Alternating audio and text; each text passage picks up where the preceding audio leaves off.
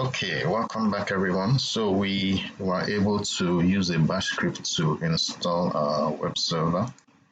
As we can see, the web server is up and running. So we want to take a look at how to use variables within our bash script. So let's open up our script once again, web server. So basically a variable can be described as a temporary container that holds a value. So in making use of variables with our bash scripts, we can basically declare a variable and place a value in that variable that will represent one of the values within our bash scripts. So usually we would use this for values that would be either repeatable or values that could vary within our bash script. So I'll demonstrate what I mean using this HTTPD installation. So basically what we want to do is we want to declare a variable. So we can do that within our script here. And basically when you declare a variable, you assign it a value. So the variable I would like to declare here will be called server. So I will just use SRV for short. And I will give it the value of HTTPD. Sorry, that should make caps. HTTPD. So essentially what I'm saying is that wherever I have HTTPD, I can put in this variable called SRV. And when you want to call a variable, you have to place the $sign in front of it. So basically what I'm going to do here is for every instance of HTTPD that I have, I'm going to replace it with my variable. Sorry. I'm going to replace it with my variable, and we should still be able to run our scripts effectively. So I'm going to place my variable here as well for all instances of HTTPD.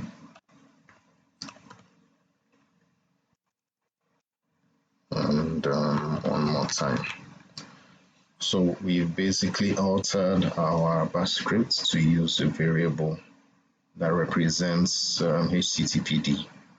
So that's done, and let's save our bash script. So to demonstrate this, we still have our HTTPD server installed and running. So let's uninstall that. I have this disable.sh script, and basically that just takes out it uninstalls the web server. So those are the commands, the same way previous bash script started, shebang /bin/bash.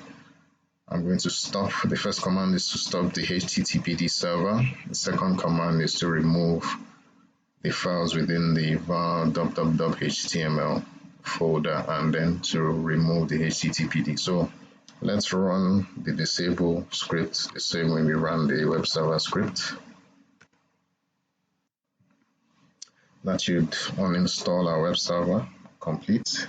So if you go to our browser now and refresh, we should find that the web server is no longer active. Let's clear the screen. We can do system CTL status just to confirm. So HTTPD service could not be found, so that shows that our HTTPD server has been uninstalled. So remember our bash script, let me cut it out. Remember our bash script, we've declared a variable. So variable, like I said, is just a container that holds a value, and we replaced our HTTPD. So the value for our variable is HTTPD, and we've replaced HTTPD within our script with that variable. So if we run our script again, we should get the same result: install our web server. So let's go and do that. I'll recall the web server command and run it again.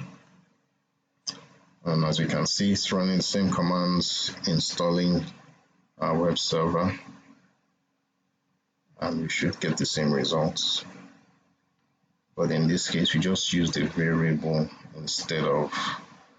So complete, and we can see active running. Let's go back to our web browser, refresh, and it's up and running.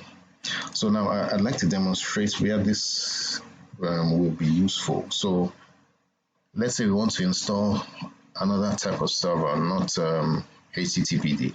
Let's say we want to install our Nginx server instead.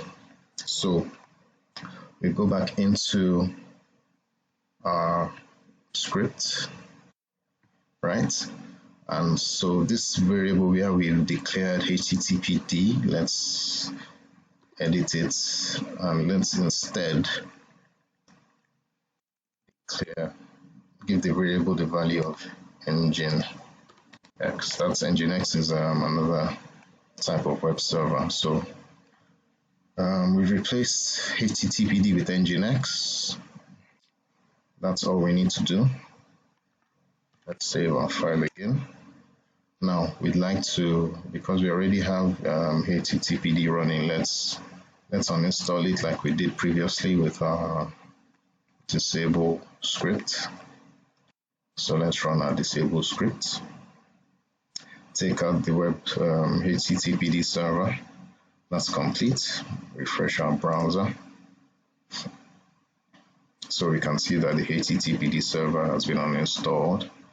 Now, if we run our script again, our script should install for us the Nginx server. So instead of having to now go to each line within our script again, let's just look at our script again.